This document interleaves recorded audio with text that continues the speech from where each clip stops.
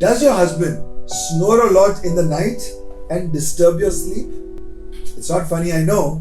If that's the case, he could be heading towards sleep apnea. Sleep apnea is a condition where the air passage of your nasal cavities are obstructed and because of which there is difficulty breathing in. What are the ways we can correct it?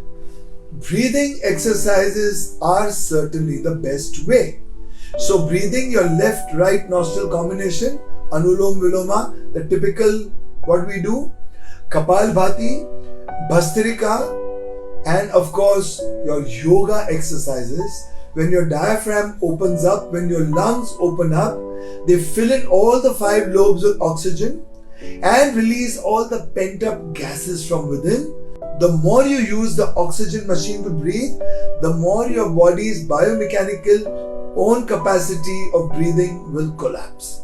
So start with losing your weight by appropriate nutrition, exercise every day, breathing exercises, relaxation and meditation to alleviate and quell off the stress, and gradually, I assure you, your sleep apnea will go away and your wife will come back. So don't be a victim of cardiac seizures. Instead, be strong and become Julius Caesar.